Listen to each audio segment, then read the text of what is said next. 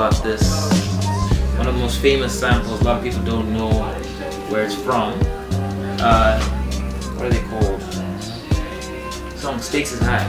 Oh yeah, you know the stakes is high. De La Soul. Nas, the world is yours. Yeah, now the beat is now by Dilla.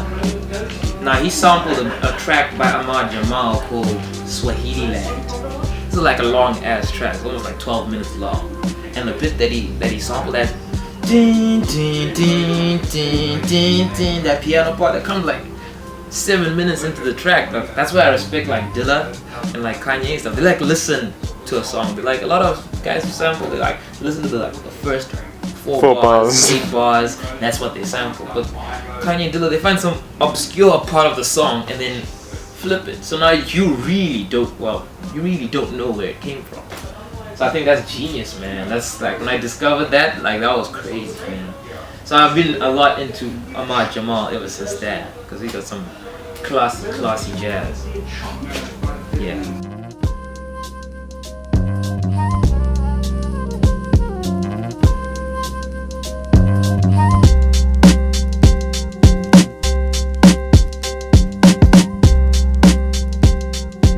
Very famous song here in South Africa, not so much in LA. It was called Sugar Man.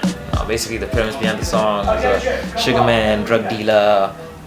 Guy was pining because he was low on drugs, you know. So like, I mean, that's not something you want to be giving to the youth, you know, that kind of music.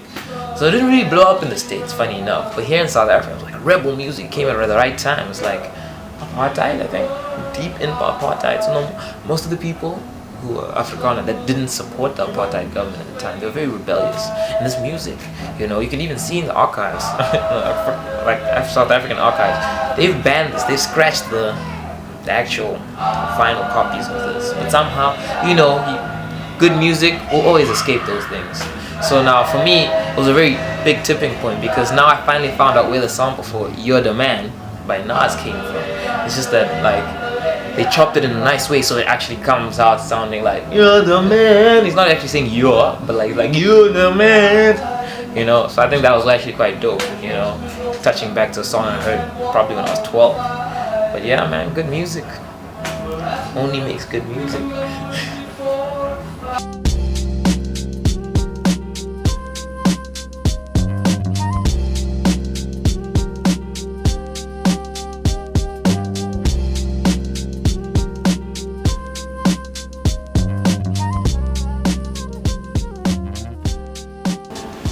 Now, Lalo Schifrin, very experimental artist. I don't even know if I can put his music in a category. But his music has influenced a lot of artists because it's very dark sounding piano sounds, but somehow we mix it with electronica. So I mean, I can actually attest to the genius behind Lalo Schifrin's music. I'm trying to think of a sample off the top of my head. I'm pretty sure Mobb Deep used the Mob. Like a Lalo Schifrin sample sometime. Definitely Kanye, because Kanye he worships Lalo Schifrin, you know. So hey, what's a reference track? I can't think off the top of the head. Moving on. I'm gonna look for a nice vinyl. I can tell you the story about George Benson, very handsome man. No homo. Who sampled George Benson? I know my dad was a big fan. That's what I grew up on at home. George Benson, Shalimar, Earth, Wind and Fire, who I got to see at the Cape Town Jazz Fest in 2012, which was mind-blowing. Probably the youngest person in the room. And it was kind of trippy. All these old people looking at me like, how the hell you know this song? And I'm like, I grew up with this, you know. My dad used to play on vinyl, on tape, every single day. This is actually propaganda. I don't like this because I like it. Actually, but no, Earth, Wind and Fire make good music. I mean, imagine, what's the song? Fantasy. What a brilliant song in its own right. But now there's a mid-tempo version, like an Italian house group made called Black Box. Right. So they didn't actually pay Earth, Wind and Fire for the rights to do a cover of that. But it's a crazy track. Loved here in South Africa because it's not quite a house track and it's not quite a Kwaito track, but it goes doom doom doom doom doom doom doom. So like if you heard the first Fantasy, you'd be like mind blown because they turned some very soulful pining song into a danceable track, you know, and we like dancing. I like dancing.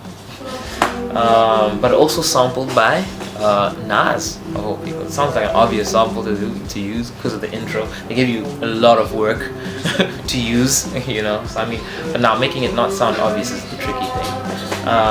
Track that was sampled by Nas, the way they sampled Fantasy, was Live Now, and when Nas is chronicling his last days, he's lived a good life and stuff, you know, and now he's in hospital, he's on some machine, an EKG, it's beeping, you know, and he's just telling me I lived a good life, you know, but I mean, you must live now so you can have nice memories like this, you know. I've messed around, I've also been straight and narrow, but like, I'm here now. So I mean, it's funny how music touches the different time periods.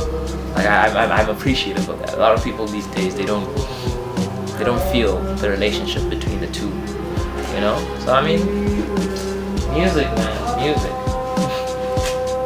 What will we do without it? I want to be one of these styling brothers over here, though. These the best of Ramsey Lewis, you know. So now I want to know whose name was left out there because I mean this looks like a Ramsey, that looks like a Lewis. So who is homie who looking eastward bound?